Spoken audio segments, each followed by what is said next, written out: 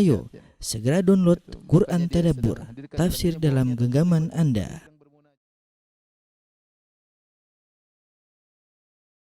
Bismillahirrahmanirrahim. Assalamualaikum warahmatullahi wabarakatuh. Alhamdulillahi ala ihsanih wa syukru lahu ala taufiqihi wa amtinanih wa asyhadu an la ilaha illallah wahdahu la syarika lahu ta'ziman li sya'nih wa asyhadu anna Muhammadan abduhu wa rasuluhu da'ila ridwani. Allahumma shalli alaihi wa ala alihi wa ashabihi wa ikhwani. Rekan-rekan yang dirahmati Allah Subhanahu wa taala, kita melanjutkan bahasan kita tentang ajaran mazhab Syafi'i yang ditinggalkan oleh pengikutnya, yaitu tentang menundukkan akal di bawah wahyu, ya. Ini sebenarnya topik melanjutkan bahasan sebelumnya tentang haramnya belajar ilmu filsafat yang berkaitan dengan teologi, ya.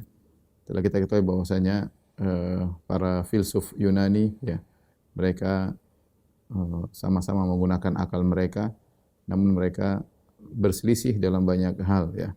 Bahkan perselisihan sangat kuat, ya, dan tidak mungkin kita mengatakan akal mereka bersepakat, ya, karena perselisihan mereka sangat banyak, ya.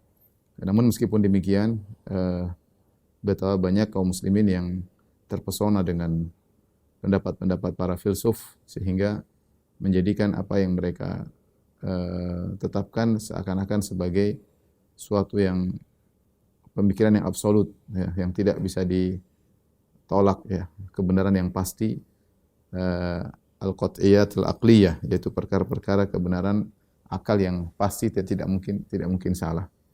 Ya, akhirnya karena terpengaruh dengan pemikiran-pemikiran filsafat, ya, tentang pengagungan akal, sehingga akhirnya banyak di antara kaum muslimin yang akhirnya mendahulukan akal daripada dalil, ya, daripada dalil. Di sini Al-Imam Syafi'i rahimahullahu taala mengingatkan kepada kita bahwasanya akal itu punya keterbatasan. Akal itu punya keterbatasan, ya. Maka dan terlebih lagi bahwasanya keterbatasan akal orang berbeda-beda, ya. Keterbatasan akal orang berbeda-beda, ya. Kita tahu saja kalau di zaman sekarang kita mau tes IQ orang berbeda-beda, ya, menunjukkan daya nalarnya orang berbeda-beda, akal orang berbeda-beda, ya. Dan semuanya terbatas. Makanya Allah Subhanahu wa taala berfirman, "Wa ma utitum minal ilmi illa qalila." Tidaklah kalian diberi ilmu kecuali hanya sedikit. Al-Imam Syafi'i rahimahullah mengagungkan nas dan mengajarkan kepada kita untuk mendahulukan nusus, yaitu dalil-dalil, di atas akal. Bahwasanya akal harus tunduk di bawah nas. Apa kata Imam Syafi'i rahimahullah taala? Inna lil aqli haddan yantahi ilaihi, kama anna lil basari haddan yantahi ilaihi. Kata Imam Syafi'i, akal itu punya keterbatasan yang dia berhenti pada batasan tersebut, sebagaimana pandangan juga punya keterbatasan yang dia berhenti pada keterbatasan tersebut. Imam Syafi'i memandang akal sebagaimana panca indera yang ada, ya. Kita memandang, pandangan kita terbatas, ya. Kita tidak bisa memandang suatu hal yang sangat kecil, ya. Mata kita tidak mampu memandangnya. Kita tidak bisa memandang suatu yang sangat terang, ya, seperti cahaya matahari tidak mampu kita memandangnya. Orang ngelas saja kita tidak mampu melihatnya. Suatu yang sangat kecil seperti virus kita tidak bisa memandangnya, ya. Demikian juga tidak bisa memandang suatu yang sangat jauh. Suatu yang sangat jauh tidak bisa kita pandang karena pandangan kita, jarak pandang kita terbatas, ya. Ini menunjukkan pandangan memiliki keterbatasan. Sama dengan indera pendengaran, ya. Indera pendengaran pun demikian, ya. Terlalu jauh kita tidak bisa mendengarnya, ya. Kemudian juga kalau terlalu kecil pun tidak bisa kita mendengar, ya. Frekuensinya terlalu tinggi pun tidak kita bisa mendengar. Kita hanya bisa mendengar suara yang frekuensinya dari sekian sampai sekian, ya. Dari sekian sampai sekian. Saya pernah ikut ngetes pendengaran, maka ada bunyi dari kecil-kecil sampai hilang, saya tidak mampu untuk mendengar lagi, ya. Itu menunjukkan daya dengar kita sangat-sangat terbatas. Demikian juga akal. Akal benar, akal bisa dilatih, ya. Semakin tajam nalar, semakin tajam pemikiran, tapi dia punya keterbatasan. Ya. Akal, pola pikir akal dibangun di atas data-data base yang ditangkap oleh panca indera. Dengan apa yang pernah dia lihat, dengan apa yang pernah dia dengar, maka dia menganalogikan dengan berpikir, tapi akal punya keterbatasan. Ketika dia mulai memikirkan sesuatu yang di luar dari keterbatasannya, maka dia tidak bakalan mampu. Dia pasti ngawur. Sudah kita jelaskan bagaimana kaum filsuf mereka berselisih dengan perselisihan yang banyak ketika mulai mereka memikirkan sesuatu yang di luar nalar mereka. Mulai berpikir tentang asal muasal alam misalnya, ya. Ya, mereka hanya hipotesa, tapi akal tidak bakalan mampu. Itu suatu hal yang di luar kemampuan akal. Kemudian apalagi berbicara tentang ketuhanan, ya, tentang causa prima, tentang sebab awal, ya, ini lebih ngawur lagi. Kita sudah sebutkan bagaimana teori mereka yang berbeda-beda, mulai teori dari Plato, kemudian teori Aflatun, ya, Aflutin dan yang lainnya, ya, Platonis dan yang lainnya. Aristoteles, ya, mereka berselisih tentang masalah causa prima. Kenapa? Karena mereka berbicara pada hal yang di luar nalar mereka. Demikian juga ketika filsuf Muslim yang afiliasi kepada Islam juga mulai ngikut-ngikutan berbicara tentang teologi, seperti sudah kita jelaskan pada pertemuan sebelumnya. Ketika Ibnu Sina mulai berbicara tentang ketuhanan, ngawur, ya. Ketika Farabi bicara tentang ketuhanan, ngawur. Akal mereka tidak sampai. Mereka hanya bertaklid kepada orang-orang Yunani, kemudian mereka mereka modifikasi pemikiran yang sudah keliru sejak awal. Ketika mereka modif, salah, karena ini hal di luar pada nalar. Akal tidak mampu untuk sampai pada hal tersebut. Maka ini penjelasan Imam Syafi'i yang sangat luar biasa, mengingatkan kepada kita bahwasanya akal kita ini ada batasannya. Kapan kita masuk pada ranah yang bukan ranah akal, maka kita akan ngawur. Saya ulangi, Imam Syafi'i rahimahullah berkata, "Inna lil aqli haddan yantahi ilaihi." Sungguhnya akal itu punya keterbatasan. Dia berhenti pada batasan tersebut. Kama anna lil basari haddan yantahi ilaihi. Sebagaimana pandangan punya batasan dan dia berhenti pada batasan tersebut. Kemudian ini diriwayatkan dalam kitab Adab Syafi'i wa Manaqibuhu. Kemudian juga dalam pernyataan yang lain, Imam Syafi'i rahimahullah berkata, "Al-aslu Qur'anun wa sunnah." Asal itu pokok dalil adalah Al-Quran dan Sunnah. Subhanallah. Ya tak? Pokok dalil adalah Al-Quran dan Sunnah. Fa illam yakun faqiyasun alaihima. Kalau tidak ada keduanya, Al-Quran tidak menunjukkan, Sunnah tidak menunjukkan suatu permasalahan secara spesifik, tidak ada dalilnya secara spesifik, tidak ada nas, tidak ada Sunnah secara spesifik, maka gunakan kias, kata Imam Syafi'i. Tinggal mengkiaskan, menganalogikan dengan permasalahan-permasalahan yang sudah ada. Ya, permasalahan-permasalahan yang sudah ada silahkan dikiaskan yang ada dalilnya secara tegas dari Al-Quran maupun Sunnah. Ini metode ahlu sunnah. Hukum asal dalam pendalilan adalah Al-Quran dan Sunnah. Kalau ada permasalahan secara spesifik tidak ada dalilnya, maka analogikanlah dengan masalah-masalah yang sudah ada, yang ada dalilnya, Al-Quran dan Sunnah. Kemudian beliau berkata, wal hadith ala zahirihi. Hadis sesuai dengan zahirnya. Wa idha ihtamala al-hadithu al-ma'aniya fama asbaha minha zahiruhu aulaha bihi. Kalau ada hadis mengandung beberapa makna, dan ini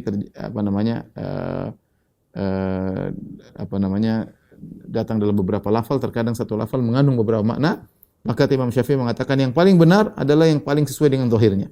Yang paling benar sesuai dengan zahirnya. Kemudian beliau berkata lagi, wala yuqalu li aslin lima. Maka tidak boleh dikatakan kepada pokok, yaitu Al-Quran dan Sunnah, lima. Kenapa bisa begini? Tidak boleh. Itu ketika seorang mengkritisi Al-Quran dan Sunnah dengan akalnya, maka dia berkata lima, kok begini? Kata Imam Syafi'i enggak boleh. Ya. Wala kaifa, kok bisa? Bagaimana? Wala kaifa, enggak boleh kamu tanya kenapa, dan tidak boleh kamu tanya bagaimana. Kalau jelas dalilnya ada Al-Quran dan Sunnah, tidak boleh. Wa inna ma yuqalu lil far'i lima, hanya boleh dikatakan kepada kias kenapa, ya. Adapun untuk Al-Quran dan Sunnah yang merupakan dalil, tidak boleh dikatakan kenapa dan bagaimana, ya. Inilah perkataan Imam Syafi'i rahimahullahu taala yang menunjukkan pengagungan beliau terhadap dalil, ya, bahwasanya akal harus tunduk kepada dalil. Kalau dalil sudah tegas, sudah sahih, maka tidak boleh bertanya kenapa dan bagaimana. Dan wasiat ini dilanggar oleh sebagian pengikut orang-orang yang mengaku bermadzhab Syafi'i, yang mereka mengatakan fikih kami fikih Syafi'i, tapi akidah kami akidah Asy'ariyah, karena Asy'ariyah mereka Asy'ariyah, Jahmiyah dan Mu'tazilah semua sepakat mereka memiliki kaidah yang merupakan kaidah usul mereka, taqdimul aqal 'ala naqal, yaitu mendahulukan akal daripada dalil. Ya, sementara Imam Syafi'i mengajarkan mendahulukan dalil daripada akal. tapi mereka menyelisihi, mereka bahkan membuat suatu kaidah yang menurut mereka kaidah yang agung, bahkan sebagian mereka seperti Ar-Razi menamakannya dengan Al-Qanunul Kulli, yaitu kaidah universal bahwasanya akal didahulukan daripada dalil. Kenapa akal didahulukan daripada dalil? Banyak alasan mereka, di antaranya akal kebenarannya absolut, dan di antaranya akal adalah sumber daripada dalil. Sumber daripada dalil. Tapi kita akan nukilkan beberapa pernyataan para tokoh ahlul kalam, mutakallimin, yang mereka menyatakan akal didahulukan daripada dalil ya. Akal mereka yang pendek mau mereka dahulukan daripada dalil wahyu yang turun dari Rabbul Alamin. Di antaranya misalnya pernyataan dari para imam Mu'tazilah. Imam Mu'tazilah sama, Mu'tazilah dan Asy'ariyah dalam hal taqdimul aql ala naql mereka sama. Ini ditegaskan oleh Al-Qadhi Abdul Jabbar dalam kitabnya Syarah Ushulul Khamsah. Dia mengatakan bahwasanya akal harus didahulukan daripada dalil. Nanti saya akan sebutkan kenapanya, tapi saya sebutkan dulu pernyataan para ulama Mu'tazilah ya, tokoh Mu'tazilah. Pertama adalah Amr bin Ubaid.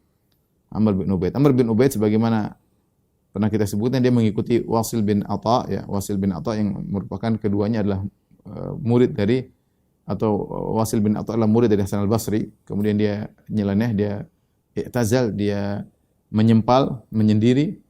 Kemudian diikuti oleh seorang ahli ibadah yang bernama Amr bin Ubaid. Amr bin Ubaid ini adalah orang yang sangat zuhud, kemudian rajin ibadah ya.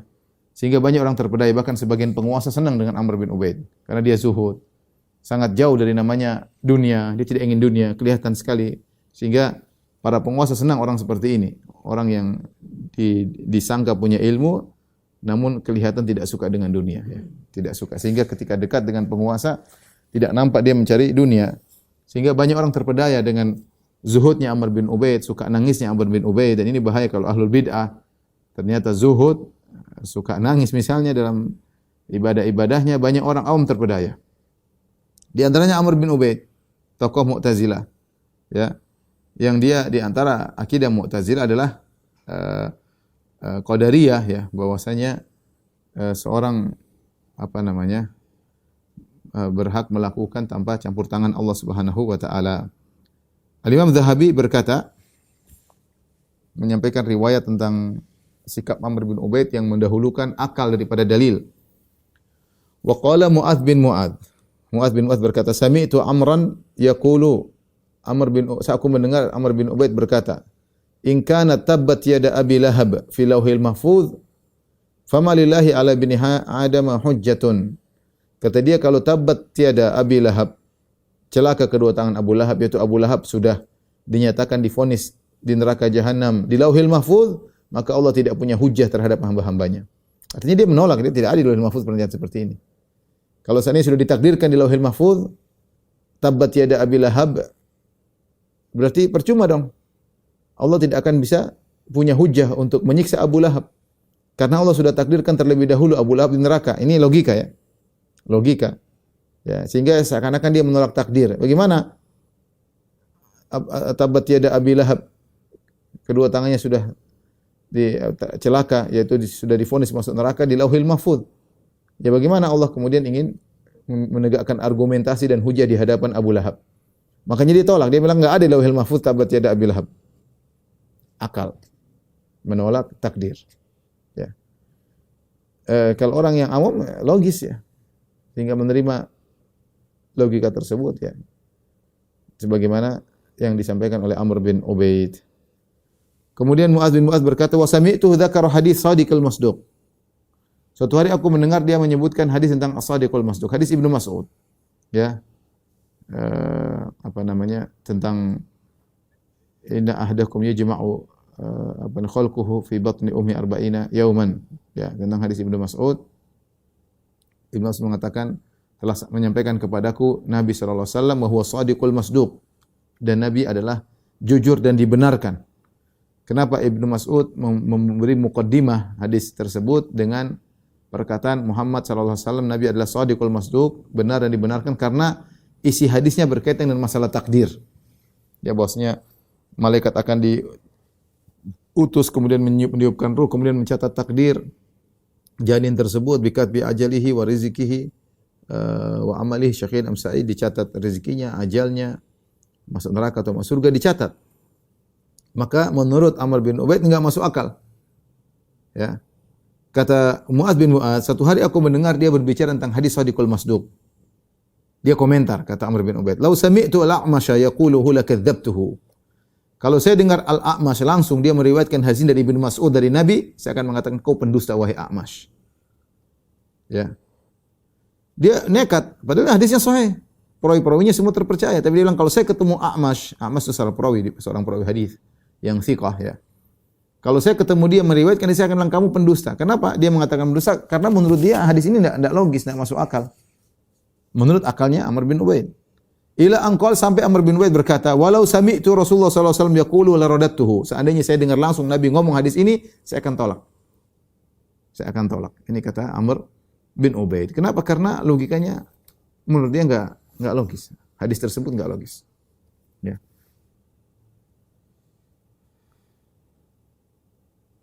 Ini contoh bagaimana Amr bin Ubaid, tokoh Mu'tazilah, menolak hadis, bahkan menolak ayat dengan logikanya.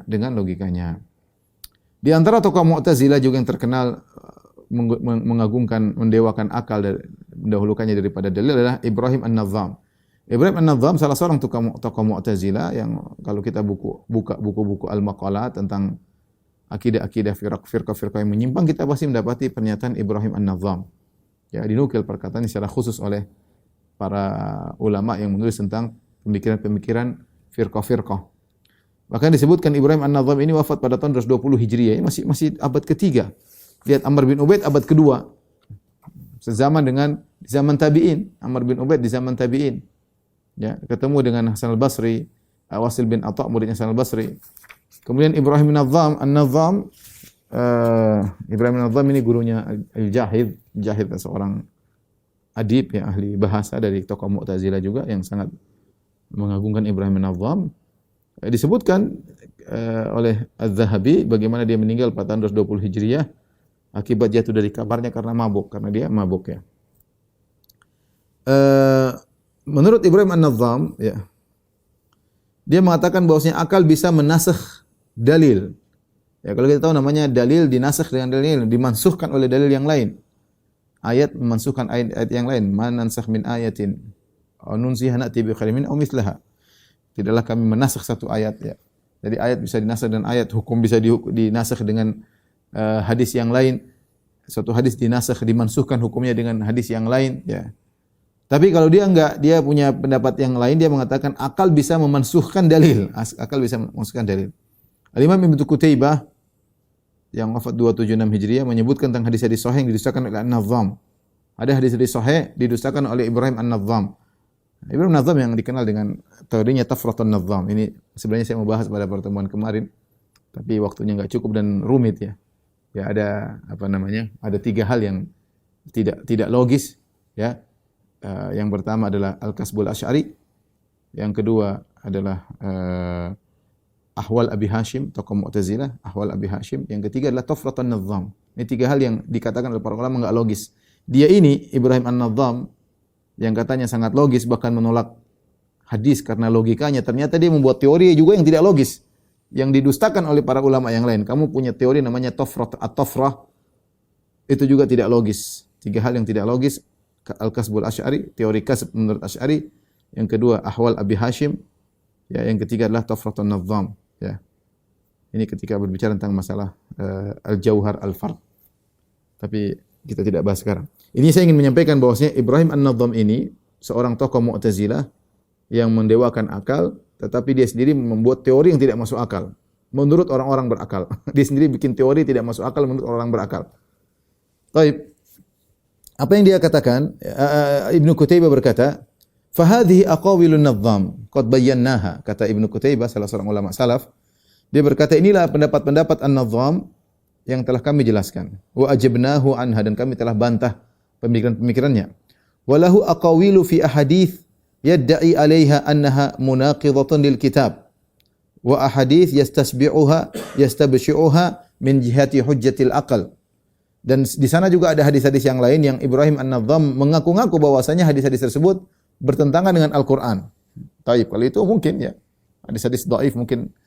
Bahkan ada hadis-hadis yang menurut dia yastabsyi'uha, dia menganggapnya hadis buruk, dia enggak suka ya, hadis yang jelek, hadis seperti ini. Kenapa? Min jihati hujjatil akal, menurut tidak masuk akal. Dia menolak hadis-hadis yang dia anggap hadis tersebut hadis yang buruk. Kenapa? Tidak sesuai dengan akalnya. Wa dzakara anna hujjatal aqli qad tansakhul akhbar. Bahkan Ibrahim An-Nadham berpendapat bahwasanya akal bisa memansuhkan riwayat. Artinya hadis-hadis bisa dimansuhkan oleh akal. Ini aneh. Ya.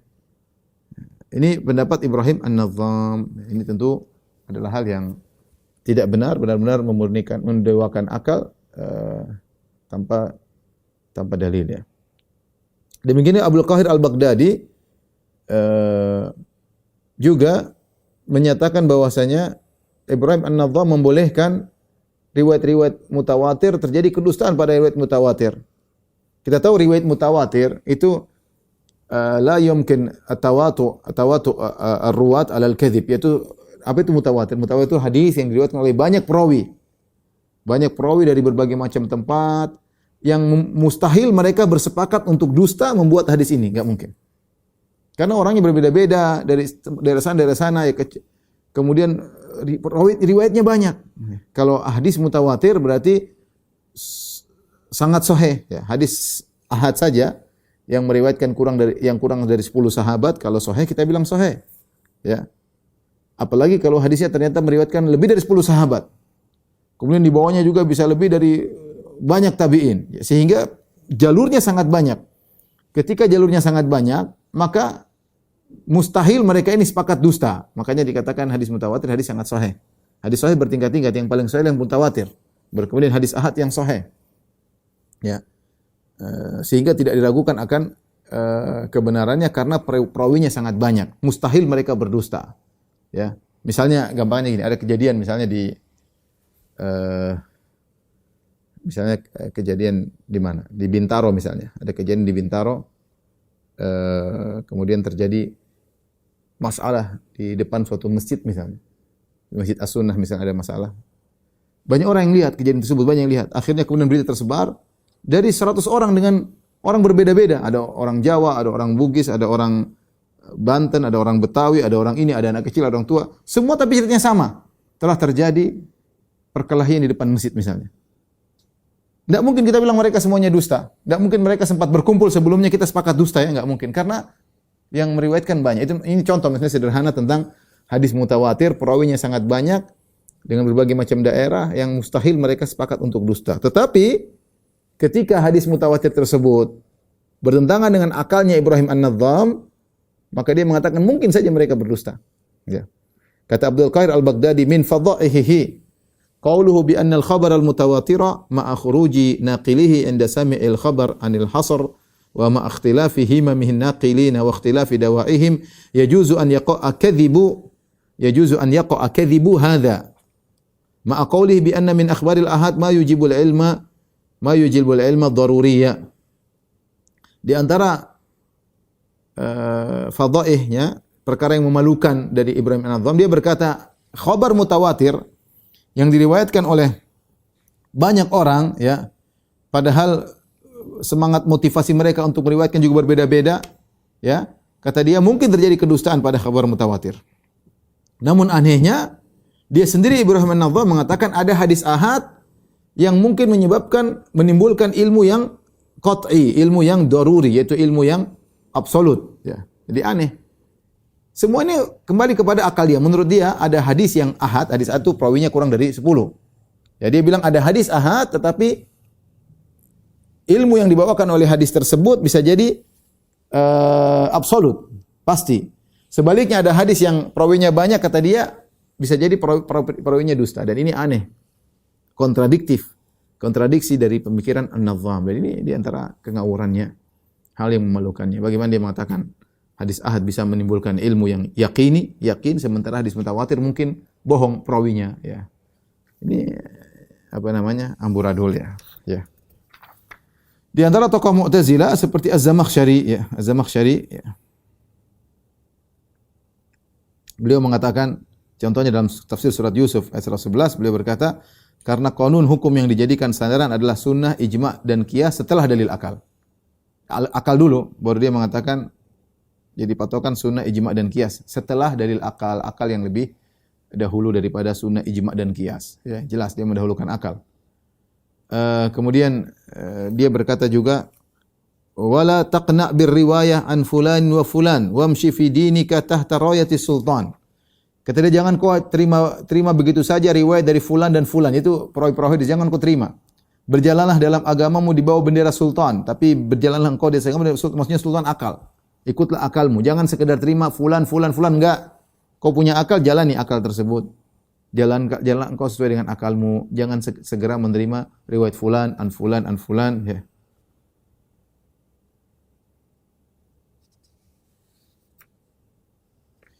Ini perkataan Zamakhsyari, salah seorang tokoh Mu'tazilah yang wafat pada tahun 538 Hijriah, abad ke-6.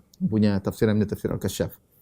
Taib, demikian juga di tadi tokoh-tokoh Mu'tazilah, Ahlul Kalam yang mendahulukan akal daripada dalil. Demikian juga tokoh-tokoh Asy'ariyah.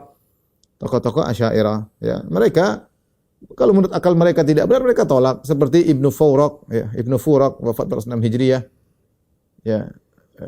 Dia berkata dalam kitabnya Mushkil Hadits wa Bayanuhu, ya, dia berkata, "Nadzkuru fihi," kami sebutkan dalam buku ini, "mashtahara min al-ahaditsil marwiyah an Rasulillah sallallahu alaihi wasallam mimma tuhimu dhawahiruha tasbih." Ya, kami akan menyebutkan dalam buku kami ini hadis-hadis yang diriwayatkan dari Nabi sallallahu alaihi wasallam yang zahirnya adalah tasbih. Kemudian dia takwil. Dia tidak terima, menurut dia akalnya menunjukkan hadisnya tidak bisa diterima dengan akal karena akan menunjukkan tasbih, maka dia pun tolak, ya.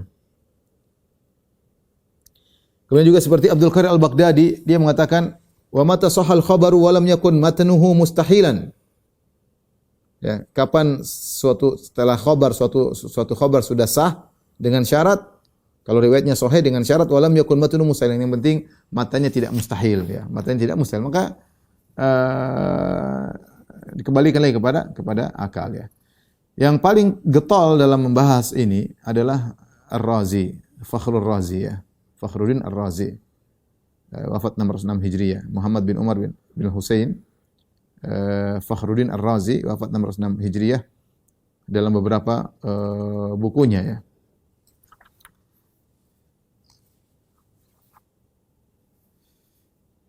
Di antara dalam kitabnya Asasus Taqdis, ya, dia menyatakan hal ini. Di dalam kitabnya Muhassal Afkar, ya. Muhassal Afkar Mutaakhirin wal Mutaqaddimin, ya. Dia juga menyebutkan akan hal ini, ya. Ini, ya, dia punya suatu kaidah yang disebut Al-Qanunul Kulli yang dibantah oleh Ibnu Taimiyah dalam kitabnya Dar'u Ta'arudil Aql wan Naql yang dicetak sekarang, yang punya saya sekitar 11 jilid kalau tidak salah, ya. Dengan fahrosnya kalau tidak salah. Dicetak lebih matwud sekitar 6 jilid, ya. Yang saya punya sekarang 6 jilid. Dibantah oleh Ibnu Taimiyah rahimahullahu taala.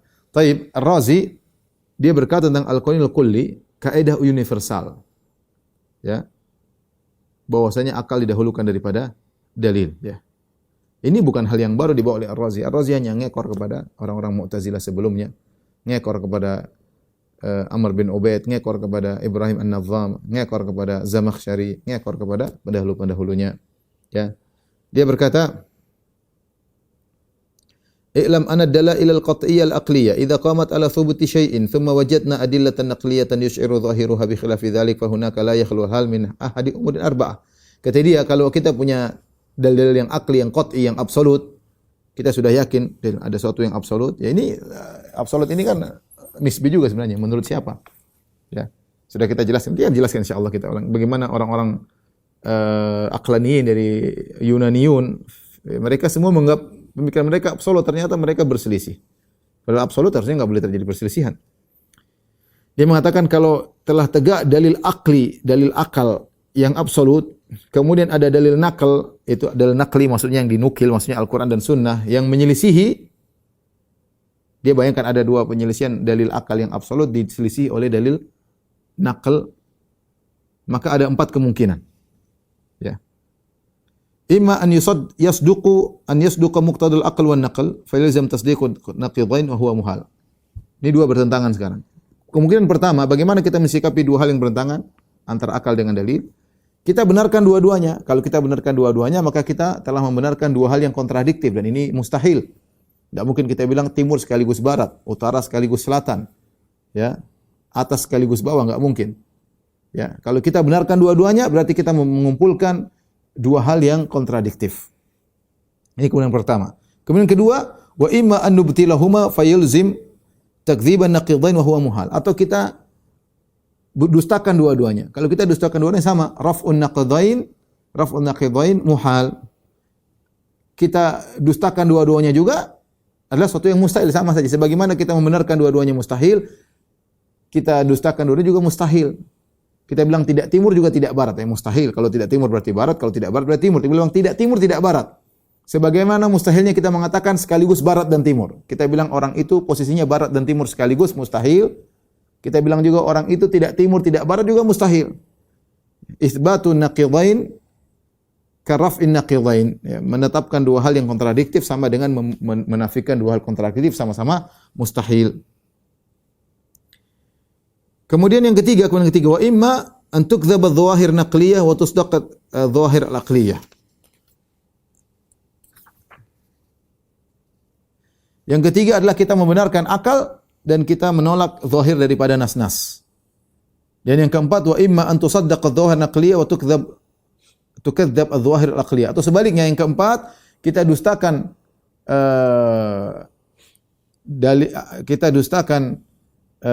akal dan kita benarkan dalil. Dan ini batil. Ya, dan ini batil. Jadi dia benarkan kemungkinan ketiga, yaitu akal dibenarkan, dalil yang ditolak.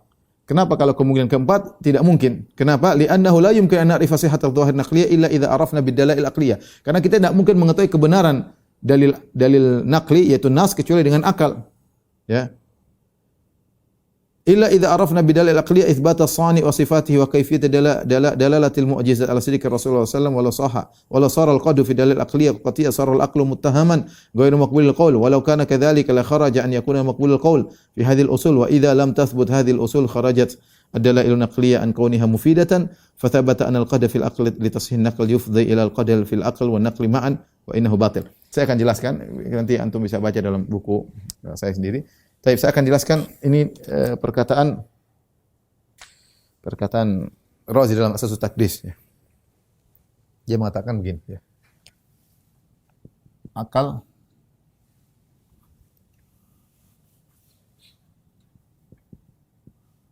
yang absolut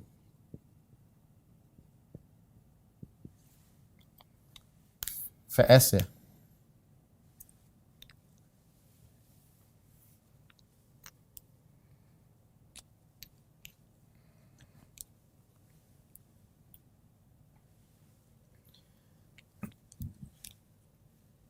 Nas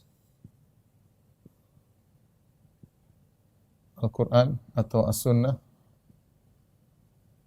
Ya. Baik. Ketika terjadi pertentangan, maka ada 4 kemungkinan. Ya. Apa yang terjadi? 4 kemungkinan. Ini perkataannya Ar-Razi. Ya. Kemungkinan pertama, kita dustakan keduanya. Kita benarkan keduanya. Benarkan keduanya. Dan ini sama dengan membenarkan dua hal yang kontradiktif. Sama dengan membenarkan dua hal yang kontradiktif. Ini sama dengan mustahil. Ini mustahil. Ini kemungkinan pertama. Baik. Kemungkinan yang kedua adalah kita dustakan keduanya.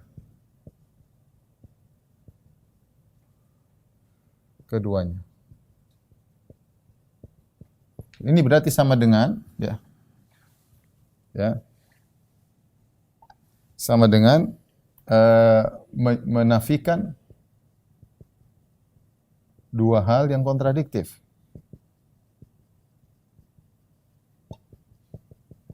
Dan yang seperti ini juga adalah mustahil.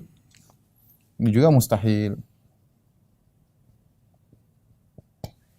Tinggal kemungkinan 3 dan keempat, yang tinggal kita mana yang mau kita rojihkan.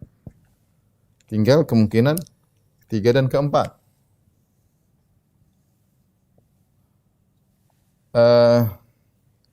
Kemungkinan keempat, ya, atau kemungkinan ketiga, kita mendahulukan akal daripada dalil. Adapun dalil yang bertentangan dengan akal, kita takwil.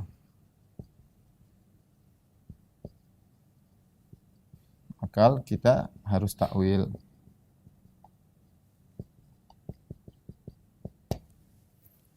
Yang keempat, kemungkinan yang keempat yang bisa kita lakukan,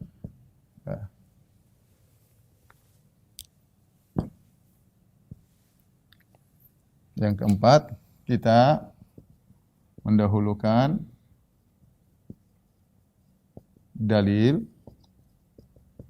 dan kita menolak akal, menolak penunjukan akal. Kata dia, ini kemungkinan keempat, ini bahaya, kata dia. Kalau kita menolak dalil, kita menolak akal dan kita terima dalil, ini bahaya. Kenapa bahaya? Melazimkan kekufuran. Kenapa melazimkan kekufuran? Melazimkan karena kita tidak mengenal adanya Tuhan kecuali dengan akal. Kata dia, karena kita tidak bisa mengenal Tuhan, mengenal Tuhan kecuali dengan akal.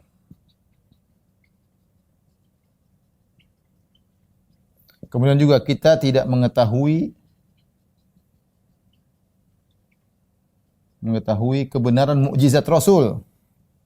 Mukjizat Rasul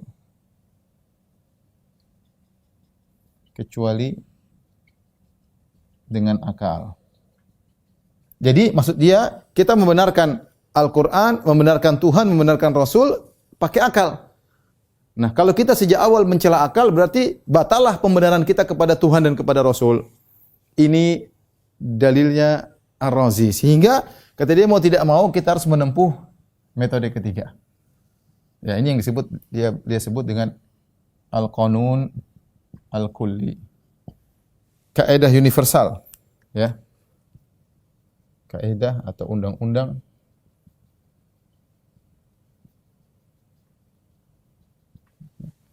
baik. Ini kelihatannya sih oke, mantap ya. Tapi ini akan kita bantah ini. Jadi kalau kita mendahulukan dalil daripada akal, berarti kita sejak awal menolak Tuhan dan menolak Nabi. Kenapa? Karena kita tidak bisa mengenal Tuhan kecuali pakai akal, tidak bisa mengenal Nabi kecuali pakai akal. Nah, kalau kita meragukan akal, selesai, berarti kita juga meragukan Tuhan. Berarti penunjukan akal keliru. Akal menunjukkan Tuhan, kalau akalnya kita ragukan, Tuhannya kita ragukan. Akal menunjukkan Nabi, kebenaran Nabi, kalau akalnya kita ragukan, berarti Nabi juga kita ragukan. Ini logika dia. Sehingga dibilang kita harus menggunakan metode yang ketiga, dan inilah yang menyebabkan Ibnu Taimiyah rahimahullah taala membantah dia dalam bukunya Darut Ta'arudul Aql wa Naql, 6 jilid sekarang, tebal ya. Apalagi dia tambahkan di sini, dia mengatakan terlebih lagi dalil, ya.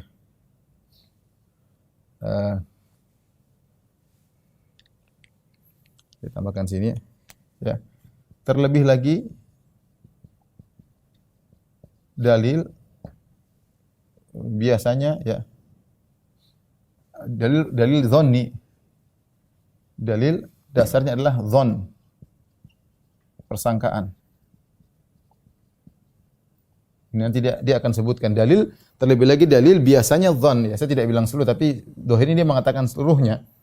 Karena syarat yang dia sebutkan kalau mau jadi pasti harus begini-begini, tidak mungkin dipenuhi syarat tersebut. Terlebih lagi dalil biasanya masih dhanni. Masih dhanni itu masih persangkaan. Ketika suatu yang dhanni, persangkaan, bertentangan dengan yang suatu yang absolut, maka yang absolut harus didahulukan. Ya.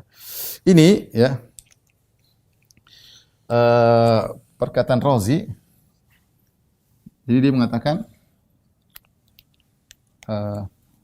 akal absolut, ya, penunjukannya absolut.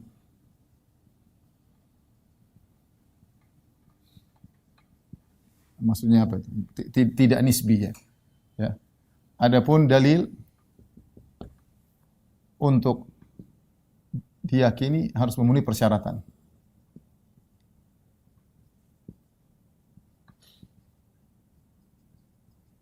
Sepuluh persyaratan.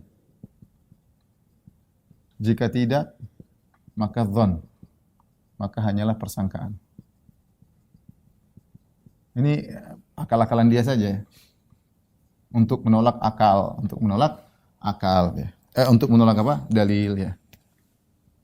Sehingga ketika dan 10 syarat ini disebut dalam kitabnya Muhsalil Afkaril Mutaqaddim wal Mutaakhirin. Ketika dia bilang akal absolut, yakin, qat'i,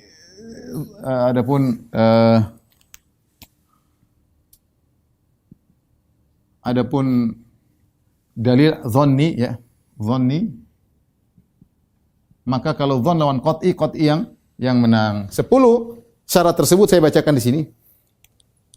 Ya, 10 syarat tersebut.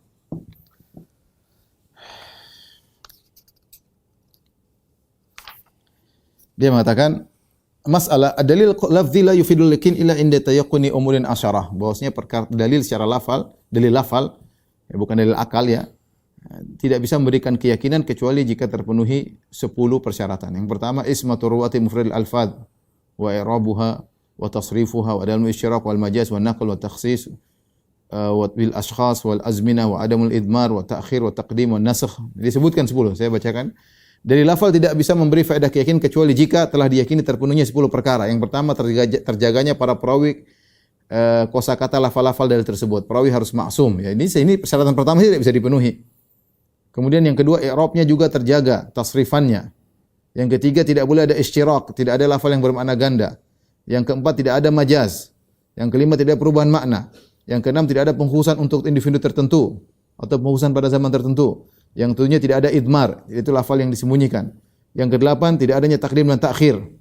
Yang kesembilan tidak ada nasakh, yang kesepuluh tidak ada penentang makna secara akal. Kembali lagi syarat ke-10 harus sesuai dengan akal. Ini 10 persyaratan saja nih kalau kita terapkan pada dalil, semua dalil jadi dhanni.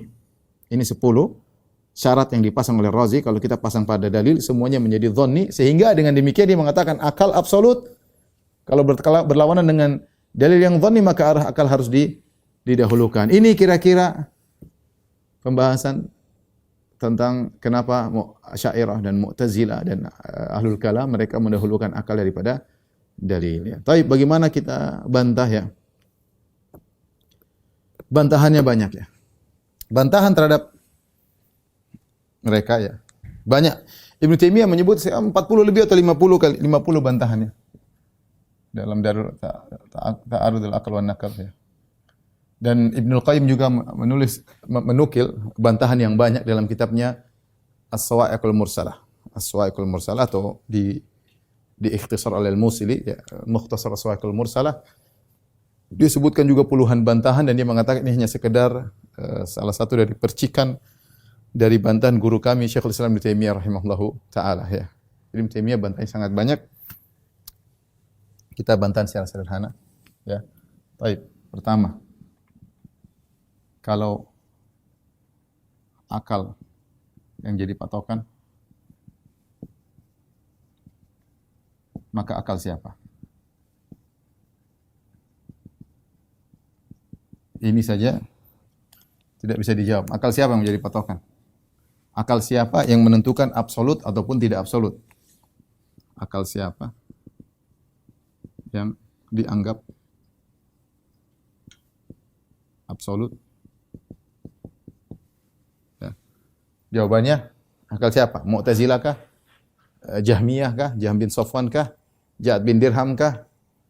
Asy'ariyah kah? Maturidiyah kah? Akal siapa yang menjadikan absolut ya? Kemudian yang kedua ya,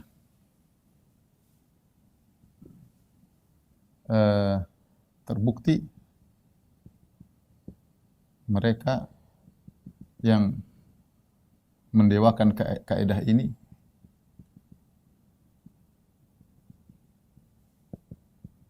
mendahulukan akal daripada dalil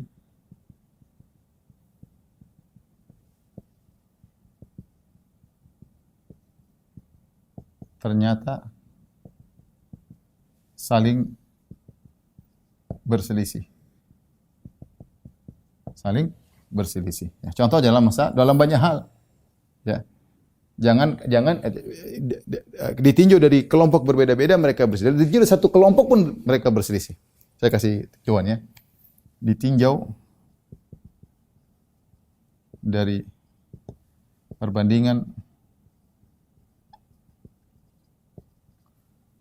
kelompok-kelompok tersebut mereka berselisih. Kemudian tinjauan kedua ditinjau dalam satu kelompok. Dalam satu kelompok saja. Contoh ditinjau dari perbandingan kelompok tersebut, maka contoh masalah sifat-sifat. Contoh masalah sifat. Jahmiyah menolak seluruh sifat. Baik, akal Jahmiyah begitu. Menurut dia absolut. Menurut dia semua dalil menyelisih absolut dia otaknya ya. Kemudian sebaliknya Mu'tazilah ya menolak seluruh sifat dan nama Allah. Mu'tazilah menolak seluruh sifat dan menetapkan nama Allah. Baik. Kemudian Asy'ariyah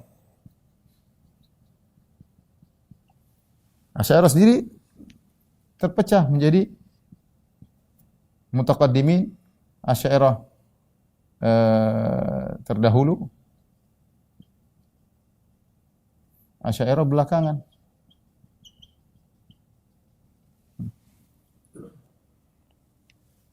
Yang terdahulu seperti Abu Hasan Al-Asy'ari menetapkan sifat zatiyah. Menetapkan seluruh sifat zatiyah. Seperti wajah, tangan. Belakangan hanya 7 sifat yang ditetapkan. Dan mereka semua menolak sifat fi'liyah. Nanti Maturidiyah ada sifat takwin. Tapi intinya saya ingin sampaikan bahwasanya mereka ini yang sama-sama mendahulukan akal, mereka pun berselisih dibandingkan kelompok satu dan kelompok yang lainnya. Ditinjau dari satu kelompok saja, kalau kita buka Mu'tazilah, perselisihan yang banyak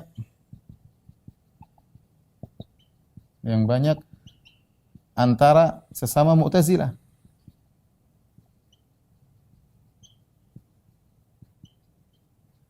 Mu'tazilah Baghdad lah, Mu'tazilah inilah, perselisihan antara Ibrahim an-Nadhdham dengan Al-Allaf. Lihat, silakan buka bukunya Abu Hasan Al-Asy'ari dalam kitabnya Maqalat al-Islamin. Kita dapat Mu'tazilah perkataan pendapatnya banyak, khilaf antara ini Mu'tazilah sini, khilaf. Sama Asy'ariyah pun demikian. Perselisihan yang banyak.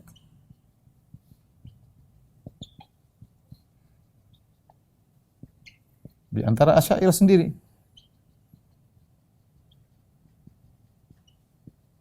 Ya.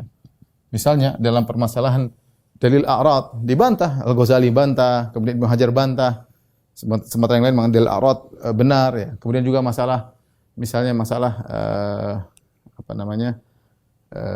Al-Kasb, 3 pendapat disebut Syahristani. Al-Kasb maksudnya apa? 3 pendapat ya. Kemudian banyak hal ya. Al-Juwaini juga menyelisihi sebagian Asy'ariyah, bantah-bantah di antara mereka ya. Masalah awal wajib alal mukallaf, apa yang pertama kali wajib atas mukallaf, apakah nazar, apakah syak, ada 7 pendapat di kalangan Asy'ariyah sendiri. Ya. Jadi yang absolut yang mana kalau begitu? Kalau mereka sendiri khilaf terus absolut yang mana? Mana yang akalnya absolut yang mau kita jadikan dalil? Mau akalnya Jahmiyah kah, Mu'tazilah kah, Asy'ariyah yang mana? Terdahulu apa secara belakangan? Terus Asy'ariyah sendiri, Mu'tazilah sendiri macam-macam modelnya. Asy'ariyah sendiri berselisih di antara mereka. Kita mau ikut akalnya siapa? Hendaknya ini bicara bukan masalah fikih ya. Bukan khilaf fikih, ini fikih masalah Tuhan, masalah akidah, masalah Tuhan. Terus memakai akalnya siapa? Kalau mengatakan kita harus pakai akal. Akal siapa yang mau Anda anggap sebagai absolut ya? Akal siapa ya? Maka kemudian bantahan berikutnya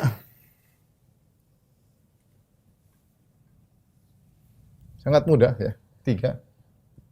Jika tidak masuk akal menurut Anda bisa jadi masuk akal. Masuk akal menurut yang lain. Dan ini benar. Benar. Jangan kamu jadikan akal kamu paling hebat. Bisa jadi akal kamu nggak masuk banyak orang, Mas. Kita sekarang masalah dunia, banyak orang tidak masuk akal, yang lain bisa mengerti. Banyak orang tidak mengerti, yang lain bisa mengerti banyak. Kenapa kemudian akalmu yang kamu jadikan harus absolut ya? Kalau tidak masuk akal menurut kamu, bisa jadi masuk akal menurut orang lain. Bantahan berikutnya, ini ketiga yang keempat. Ya. Jika akalmu tidak menerima suatu kebenaran, maka kebenaran tetaplah suatu kebenaran.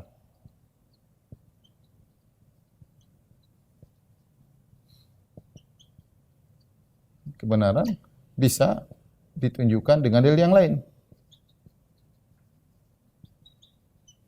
Dengan dalil yang lain atau dengan argumentasi yang lain. Saya ingin menyampaikan apa? Saya ingin menyampaikan bahwasanya kalau kata orang barat, banyak jalan menuju Roma ya.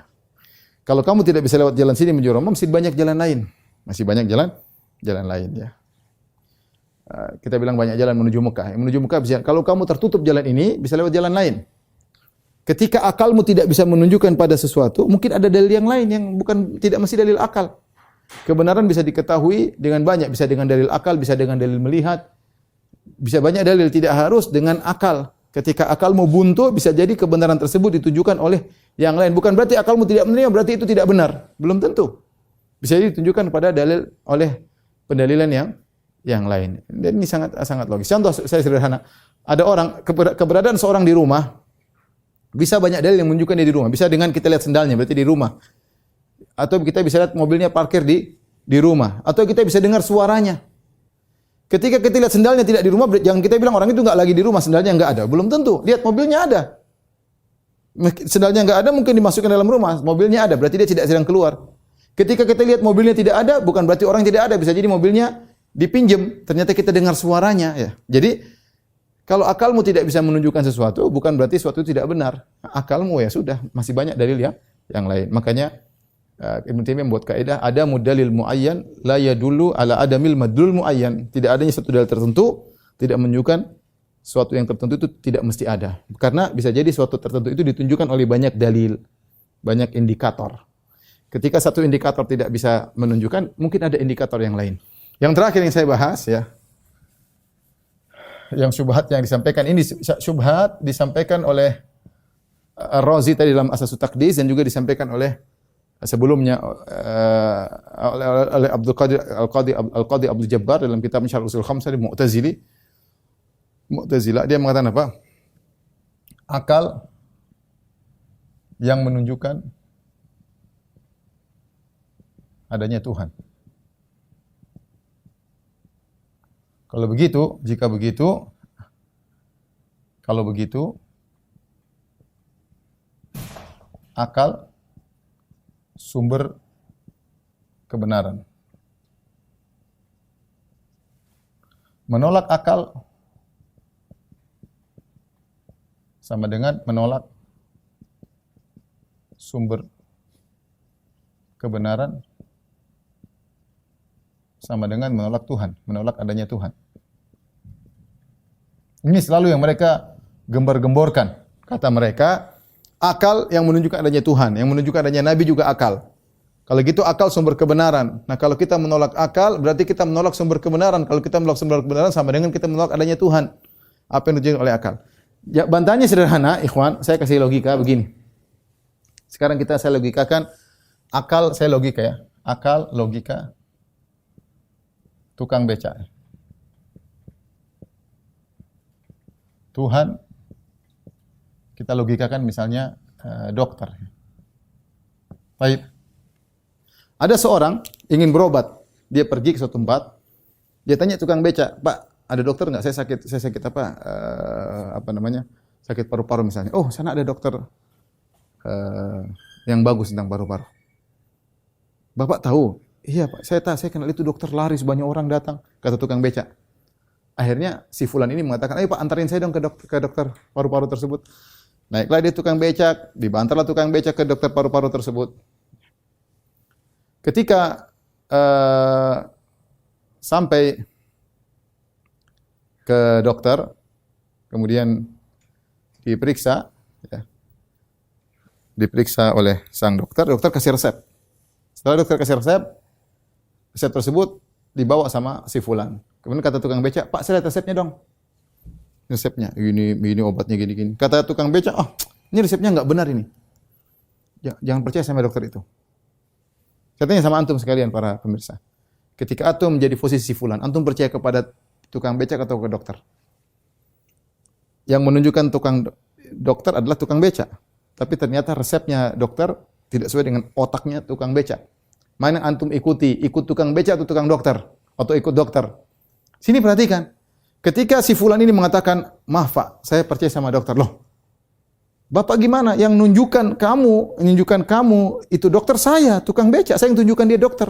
Gara-gara saya punya jasa nunjukkan dia dokter, ya kamu berpercaya. Loh, kalau kamu ikuti dia berarti kamu nggak membenarkan saya dong. Yang menunjukkan dia dokter kan saya. Ya, ini logika Asy'ariyah dan Mu'tazilah. Ya. Bantahannya mudah. Gimana? Kita bilang, justru karena kamu sudah menunjukkan itu dokter, saya percaya sama kamu, hai tukang becak. Ketika saya yakin itu dokter benar-benar dokter, maka resep yang saya terima, ya saya harus percayai. Kalau ini resep saya tidak percayai, berarti sejak awal kamu salah nunjuk, itu bukan dokter, berarti kamu nunjuk tukang jahit berarti. Saya ulangi. Ketika tukang becak menyelisihi, tidak percaya dengan dokter, dia mengatakan kepada orang yang sakit tadi, jangan percaya sama dokter ya. Ikuti saya, bukankah saya yang menunjukkan itu dokter? Bagaimana cara bantahnya? Bantahnya mudah. Justru kalau saya tidak membenarkan resep ini, berarti kamu sejak awal sudah salah tunjuk, itu bukan dokter, ternyata tukang jahit. Justru konsekuensi dari kamu menunjukkan itu dokter, saya harus percaya dengan resep ini. Tugasmu sudah selesai. Tugasmu menunjukkan itu dokter sudah selesai. Adapun resepnya, sekarang saya percaya dokter itu dokter, maka saya terima resepnya. Kalau saya tolak resep ini, berarti saya tidak benarkan kamu sejak awal. Kalau saya benarkan kamu sejak awal, konsekuensinya harus terima resep ini. Sederhana, insya Allah mudah dipahami. Kita bilang akal menunjukkan adanya Tuhan. Setelah akal menunjukkan adanya Tuhan, Tuhan kasih wahyu, kita harus terima karena kita tahu Tuhan itu nggak mungkin salah. Akal menunjukkan Tuhan nggak mungkin salah. Akal menunjukkan utusan Tuhan nggak mungkin salah. Kenapa? Itu Tuhan. Utusnya nggak mungkin salah. Ya. Ketika Tuhan menyampaikan sesuatu, menurut akal kita tidak terima, jangan kita kembali ke akal. Kalau kita kembali ke akal, berarti sejak awal itu akal salah nunjuk. Itu berarti bukan Tuhan. Tuhan kok salah? Saya ulangi. Kalau ternyata ada wahyu yang menurut kita menangkan akal, berarti sejak awal akal salah tunjuk. Itu berarti bukan Tuhan. Tuhan kok bisa salah? Nah, kalau kita ingin membenarkan akal bahwasanya Tuhan, harusnya kita terima pernyataan Tuhan. Berarti kita menerima akal menunjukkan sebagai Tuhan. Ini logika sederhana yang dibahas oleh Ibn Taimiyah, Ibn Qayyim rahimahullah taala, dinukil juga oleh Ibn Ablis Al-Hanafi kalau tidak salah dalam Syarah Aqidah Tahawiyah, yang menunjukkan bahwasanya akal tidak bisa dijadikan sebagai sandaran untuk menolak Al-Qur'an dan sunnah Nabi sallallahu alaihi wasallam. Baik, demikian saja. Ikhwan dan akhwat rahmatillah subhanahu wa ta'ala, apa yang sampaikan seperti ini, semoga bermanfaat. Kurang lebihnya saya mohon maaf. Wabillahi taufiq wal hidayah. Assalamualaikum warahmatullahi wabarakatuh.